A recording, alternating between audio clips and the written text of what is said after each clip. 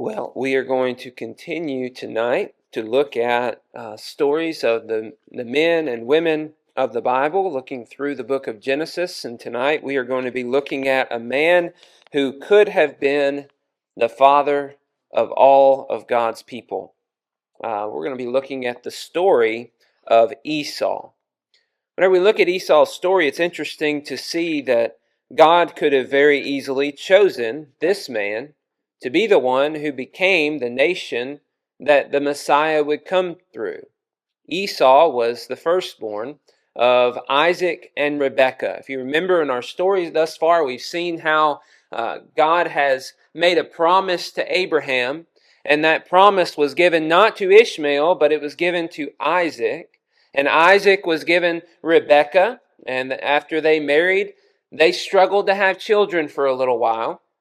But eventually, God blessed them, not with just one baby, but two. Blessed Rebekah with twins. And as she was dealing with the pregnancy, there was something going on inside, and she didn't know what it was. And so she prayed to God, and she asked God to explain to her or help her understand what is happening to me. And she finds out it's not just one child inside of you, but it's two. And God makes a promise or gives a word of prophecy, letting her know about these two children. In Genesis chapter 25 and verse 23, I'd like for us to revisit this prophecy again. The Lord said to her, "Two nations are in your womb, and two peoples from within you shall be divided. The one shall be stronger than the other.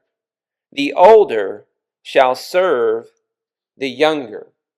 Remember, we looked at this promise as we studied Isaac and Rebekah. We looked at this promise again and thought about it as we studied Jacob. And now we're looking at it a third time as we're studying Esau. In this promise, you have God telling Rebekah that there will be two different nations coming out of her womb. That is two different multitudes of people that would be on the earth for some time. And that within her, these two people would be divided. They would not be united. They would not be together, but they would be separated. And one would be stronger than the other, and the older would serve the younger. I made a point as we studied through this before that it became obvious that Esau was the stronger, as he was the one who was masculine, going out there hunting, and he was the one who was providing for Isaac these wonderful meals. And Jacob seemed to be the more quiet type who stayed indoors. And he was the one, Jacob the younger, who came out second, was the one whom God chose, not Esau. Esau was Isaac's choice, but not God's choice. So it's very fascinating as we read this story and study it to take the perspective and think about the man Esau and how he came to be and how his life was very different than the life of Jacob that we read about and studied about before. Esau is a man who is called Esau because he came out red and hairy. And that's interesting. We don't really read about a lot of red-haired people in the Bible. There are a few, and they're never really given a good, storyline. There's nothing really good that happens red-haired people. Sorry for those that are redheads. But Esau is not given that good of a storyline as you read through this. It doesn't seem very positive for Esau. But these statements that he came out hairy, that he came out red, make him seem like he's different from what others might see. And maybe that's why his father loved him. But really, the main reason his father loved him, it says, is because he was a skillful hunter. It says a man of the field. And Jacob was quiet, and Esau provided food for Isaac. Isaac loved to eat Esau's game. As we go through the story of Esau, we see right off the bat an explanation of why it is that Esau was rejected. Right there in verse 25, right after this prophecy and after explaining the favoritism, it says in verse 29, once when Jacob was cooking stew, Esau came in from the field and he was exhausted. Esau said to Jacob, let me eat some of that red stew, for I'm exhausted. Therefore his name was called Edom. Jacob said, sell me your birthright now. And Esau said, I'm about to die. Of what use is a birthright to me? And Jacob said, swear to me now. So he swore to him and sold his birthright to Jacob. And then Jacob gave Esau bread and lentil stew, and he ate and drank and rose and went his way. Thus it says, Esau despised his birthright. As we read the story of Esau coming in at the very beginning of all of this, really the point that it's making is Esau didn't really care. He was a man who was very foolish, who was very careless, who maybe thought much of himself and his abilities. He's going out hunting for hours, and he's not able to kill anything. And so he's really struggling, but he keeps going, and he keeps hunting, thinking surely he'll find something, and he doesn't. And he exhausts himself, and he struggles maybe to find his way back. And whenever he finally does, he is at Jacob's mercy.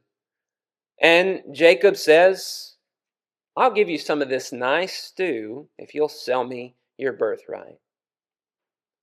No reasonable person, no wise person would say yes to this. This is a fool's trade that Esau is making.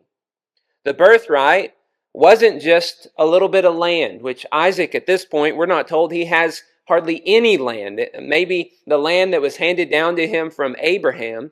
It's not just flocks, which God will eventually add to Isaac, tremendous land, tremendous flocks. But at this point, we don't read or know that Isaac has much of anything at this point. But the birthright would have been about the promise that God had made to Abraham. The birthright would have been about the promise that was given to Esau and Jacob's father, Isaac, not Ishmael. That's what the birthright was really all about. But Esau didn't see the value of that birthright. He didn't see the value of the inheritance that he could receive as a result of God's promises. And so he was very flippant about this hope of future promise from God. He didn't really value it or care about it. And so he sold it away for a bowl of soup and some bread. As we continue the story of Esau, we see that this is really a statement, a testament to his character. He was not one who was wise. He was not one who was careful. He was not one who was prudent. He was not one who considered the desires of God or the desires even of his own family. We learn that he ends up going off and marrying women of the land of Canaan. This is something that his father did not do. His father, Abraham, his grandfather, sent off to find Rebekah for his father Isaac because he was not to marry anyone of the land because these people were wicked. God was going to give them this land because the people were wicked, and God wanted to bless Abraham's descendants who were totally different. They were men who had faith, women who had faith. They trusted in God, and they did what was good and right for the most part. They weren't perfect. But here is Esau breaking that mold and breaking that tradition, choosing instead to marry not just one, but two Hittite women. In chapter 26 and verse 34, look at what it says there. When Esau was 40 years old, he took Judith, the daughter of Beeri, the Hittite, to be his wife, and Basemath, the daughter of Elon, the Hittite. And listen to what it says. They made life bitter for Isaac and Rebekah. You see how Esau had no concern or care about his parents in deciding who to marry? He just went off and did it. And these women were not necessarily the best choices for him. And his mother and his father became really sad and upset. Life became difficult for them. Have you ever known anybody who have children who decide to just go their own way, do their own thing? They don't really care about the parents' opinions. They don't really care about what's best for their family, what's best for them. They just are impulsive, and they don't really pay close attention to the desires and the wishes of anybody else. They just want to do whatever it is that they want to do.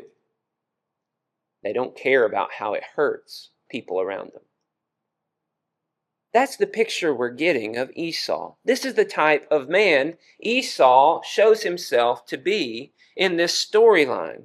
And so whenever we come to verse 46 of chapter 27, we see Rebekah saying, I loathe my life because of the Hittite women. If Jacob marries one of the Hittite women like these, one of the women of the land, what good will my life be to me? You see, he's completely decimated his mother. His mother is so upset about these women, and she is so flustered at the immorality and the wickedness of these women and their influence over his son, that she thinks, if Jacob does this too, my life is over. Any moms ever related to that in the fears? I'm really scared of my children growing up and who they're going to marry and stuff like that. But that's how she feels, fearing that Jacob too would marry one of these Hittite women. And as we read this storyline, it becomes clear to us that Esau has made something that is very evil or wicked in the eyes of his parents and in the eyes of God. Maybe in our society, we're free you marry whoever you want. Oh, you'll just suffer your own consequences. But in this society, this brought great shame. They had great hope for the future. Consider, God had promised to Abraham that there would be a blessing of offspring. And now it looks like the offspring is going to be intermixed and intermingled with very wicked and evil people. And Rebekah is very saddened by that. Isaac as well. So as we read chapter 27 and we read about the deception of Jacob, which, as I said, we've studied before, it should really come as no surprise to us that Esau is robbed of his birthright, robbed of his blessing from Isaac. You see, as we read this storyline, we understand Jacob deceives Isaac. Jacob dresses himself like Esau. He puts on Esau's clothes. He puts goat hair on his hands to make himself hairy. He has his mom cook a meal just like Esau, so that Isaac, who asked Esau to go out and hunt for him and bring him a meal, Isaac would think, this is Esau. And Isaac would bless Jacob instead of Esau. And if you could just imagine being Esau, knowing that you're the father's favorite, you're the one who's going to receive the blessing, it doesn't matter what the promise is that you made to your brother, you're still going to receive the blessing from Isaac. You're going out thinking life is great. You're hunting, you found your kill, you got him, you come home, you prepare your meal, and then you bring it before your father, excited to finally get the blessing. Father's older in years, and it's about that time Esau's going to be the head. Esau's going to be the guy. Only to find out that Isaac has already blessed your younger brother, Jacob. Is it any wonder that Esau missed out on his opportunity? I find it interesting as we read this storyline that we really see Esau as someone who suffers tremendous loss. Tremendous loss. He had so much potential. He was the son of Isaac, the father of Israel, the father of the promise, who was going to be passing down the promised blessing to one of his sons. There's only two of them, and Esau missed it. Esau doesn't get the promised blessing. No, it will not go through him. Instead, it will go through Jacob. And it seems as though at this point, Esau is old enough to not despise that birthright, but to greatly seek his birthright. And he brings a bowl of stew, very similar to what he ate in giving up his birthright, to try to pay for the blessing and to make restitution. But he finds it's not available. After he finds this out, we read that he weeps bitterly. Verse 34 of chapter 27. As soon as Esau heard the words of his father, he cried out with an exceedingly great and bitter cry. And he said to his father, "Bless me, even me also, my father." But he said, "Your brother came deceitfully, and he has taken away your blessing."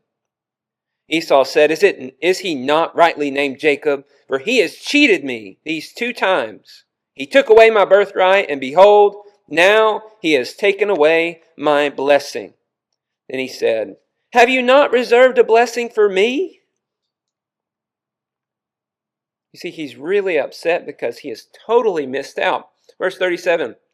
Isaac answered and said to Esau, "Behold, I have made him lord over you, and all his brothers I have given to him for servants, and with grain and wine I have sustained him. What then can I do for you, my son?" And Esau said to his father, "Have you but one blessing, my father? Bless me, even me also, my father." And Esau lifted up his voice and wept. And Isaac answered him, "Behold, away from the fatness of the earth shall your dwelling be, and away from the dew of heaven on high. By your sword you shall live, and you shall serve your brother. But when you grow restless, you shall break his yoke from your neck." You see, Esau misses it, and he's upset. I mean, he wants something, but instead what he gets is basically a curse. You're going to be in a horrible position, and you're not going to receive the greatness of the blessing that your brother has received. And so he doesn't take it too well. Just like we've seen in his character all throughout the story, he doesn't respond too kindly to missing out on this. And much like we saw Cain, he now desires to kill his brother Jacob. He understands God has favored his brother, and now he thinks he can fix it by killing his brother. So he makes plans to do that. But Rebekah hears about it. And Rebekah saves Jacob, sends Jacob off to Haran, and allows him to go up to Laban, her brother, and to find a wife. When that fails, he then turns and starts, I guess, looking inside of himself a little bit and trying to see what he's done that's wrong. And he realizes Jacob was sent away because his mother and father hate his wives, his Hittite women. So he chooses to marry a daughter of Ishmael. To make things better, he marries someone else. The story of Esau ends on a surprising note, because all of this has just really proved that he is not the man of character like Abraham and like Isaac. He's not a man of faith. He's not a man who trusts in the promises and lives for God. But he's a man who lives impulsively. He's a man who does whatever it is that he desires and seeks to do. It ends interestingly, though, because we see Jacob's return. 20 years later, Jacob comes back. And Jacob lets his brother know, "Hey, I'm coming." And here we see Esau coming with 400 men. I don't know how you would feel about that. I would not be too happy about that. Last time he was around Esau wanted to kill him. So the idea of him coming with all these sheep and with all these cattle and with his family and with his servants, and 400 men are coming to him, that is a threatening thing. But we see that Esau, instead of attacking Jacob, Esau embraces Jacob. And why? He says, "Because God has blessed me." Again, we see Esau has gotten over his loss because God blessed Esau and allowed Esau to not hold as much of a grudge to where he would attack Jacob and steal from him. It's very interesting as we read through this story that God did not completely destroy Esau, but he let him live, and eventually Esau will become a great nation. Esau will become the Edomites, and they would be on the earth, and they would have issues with Israel pretty much the entire existence of the Edomites. And it's interesting as we read this story to think, why? Why did God choose Esau Why did God choose Jacob instead of choosing Esau? If you go over to the end of the Old Testament, the book of Malachi, go to Matthew and go one book back. If you go over to Malachi, it's interesting. This is after Israel has existed for a long time. The whole nation of Israel has existed for a long time. They've returned from Babylonian captivity, and they are talking to God, and they're saying, you don't love us. And God says, is not Esau's Jacob's brother? Yet I have loved Jacob, but Esau I have hated. This is in verse 2. I have laid waste his hill country and left his heritage to jackals of the desert. If Edom says, we are shattered, but we will rebuild the ruins, the Lord of hosts says, they may build, but I will tear down, and they will be called the wicked country, and the people with whom the Lord is angry forever. Your own eyes shall see this, and you shall say, great is the Lord beyond the border of Israel. Here in the book of Malachi, we read and understand that the descendants of Esau suffered a very different fate than the descendants of Israel. Whereas Israel, Jacob's descendants, they were wicked and they were punished. They were restored. They were allowed to continue to exist. Esau's descendants, the Edomites, they were wicked, and God completely wipes them out. He says their whole land is going to be known as the wicked country. And so he says, Jacob I loved, but Esau I hated. That's fascinating. Why did God choose Jacob? Why did God choose to hate Esau? Well, as we read through this storyline, I hope that it becomes obvious. God was right in his choice. Jacob becomes a man of faith, becomes a man who learns through the discipline that God gives him. Esau becomes a very impulsive and wicked and corrupted person. So God is showing us in the life of Esau and the choice of Jacob. God could have just given Isaac one son. Rebekah could have had one son and not had the twins, and all of this didn't have to happen. But God chose to make this happen for a reason. To demonstrate and to show that he knows what he's doing. Do you think God knew that Esau would buy that soup? He knew it. He knew it. A lot of people look at the story of Esau and the choice of God, and they make this point about God's sovereignty in Romans 9 and all of that kind of stuff. But God didn't have to make Esau do that. God did not appoint Esau to that. God knew that Esau would do that, and so he chose Jacob over Esau. Buying that soup was a very clear picture that God will not forgive and bring into his eternal kingdom every single person on the earth. There are some who will have faith, like Jacob, and there will be some who will allow the claws of this world to grab a hold of them, and they will just give in to every whim and every desire for the temporary pleasures of this life. And they will pay no respect and no regard to God or his promises.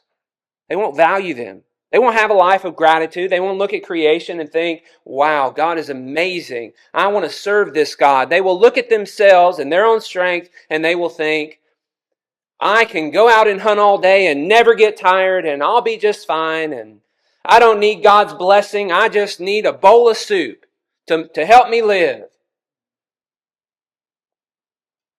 You see, God in this picture is showing us that there are some who look at the temporary things in this life and they value them more than the eternal things. And God is sending us all a very clear message. Jacob I loved, Esau I hated. The message is, don't buy the soup. Don't buy the soup. You just met Andy Cantrell. Known Andy for quite a long time. One of the things that, a story that he told me that stuck out to me is his father out in California used to make these really different kind of shirts. And one of the shirts that he made said, don't eat the soup or don't buy the soup, one of the two. And people would come up to him and be like, what are you talking about? Like, is there some restaurant I didn't know about or what's happening? And he's like, don't eat the soup, Esau. And then he would use that to enter into a conversation about how foolish it is to pursue the temporary things in this life over the spiritual, eternal things that God is trying to provide us. That's the message of the story of Esau. Those who buy the soup, those who give in to their passions and impulses are unfit for the kingdom of God. They miss out on the blessings. And a day's going to come when they wish that they could bring soup and give it back and not miss out on the blessing. But that day might be too late for them. The Hebrew writer also talked about Esau in Hebrews chapter 12 and verse 14 through 17. It says, strive for peace with everyone and for the holiness without which no one will see the Lord. See to it that no one fails to obtain the grace of God, that no root of bitterness springs up and causes trouble, and by it many become defiled. That no one is sexually immoral or unholy like Esau, who sold his birthright for a single meal. For you know that afterward, when he desired to inherit the blessing, he was rejected, for he found no chance to repent, though he sought it with tears. The Hebrew writer is using the story of Esau to make it very clear that God is desiring from his people to be holy and not to pursue the path of unholiness, and that those who pursue the path of unholiness and immorality are just like Esau, who sold his birthright for a single meal. He says, afterward, he desired to inherit the blessing. This is revealing to us. The blessing was the birthright. The birthright was the blessing. And the reason why Esau was deceived by Jacob and missed out on Isaac's blessing is because he sold the birthright. Those two things were connected. And he desired to get it back. He may not have realized it at the time of eating that soup, but he was giving up the blessing. God wasn't going to allow him to have the blessing after he had given it up and thought so little of it. And it tells us here at the very end, these very, very important words. Esau was rejected because he found no chance to repent, even though he sought it with tears. We learned about this morning. The judgment of God, right? The truth about the judgment is, whenever we get to the judgment day, there will be no chance for us to repent. There will be no penitence that we will get to serve in order to pay for all the sins that we've done. No, either we lived for God now or we didn't. The picture in Matthew 25 from Jesus says he's going to gather all the people and he's going to separate on the right and the left, the sheep and the goats, and he's going to tell the sheep, you can enter into this rest. You can enter into all my blessings because you loved like I have shown you. You followed me. And you, I don't know you. Because you didn't love. You didn't do the things that I taught you to do. And but you can make up for it if you just do this. No, that's it. Cast them out. They're done. There's no second chances here. So the story of Esau is a warning to all of us not to take this promised blessing lightly. This is our opportunity. We better not waste it. Because all of this really relates to us. As we think about how this connects to us, Jesus is very similar as he, you remember, was in the wilderness, 40 days, 40 nights, starving to death. He's exhausted. And Satan shows up and says, hey, here you go. Eat some bread. Turn those stones into bread. No. My food is to do the will of God. That's the way he talks to Satan. He refuses to give in to the temporary at the expense of the eternal. His mind is fully made up. He will not buy the soup. He is living for God's will, not his own. He is not impulsive. He is not corrupted. The world does not have its claws, its teeth sunk into him. He has a mission and a purpose that is beyond the temporary, and he's focused on that. And that's what he's living for.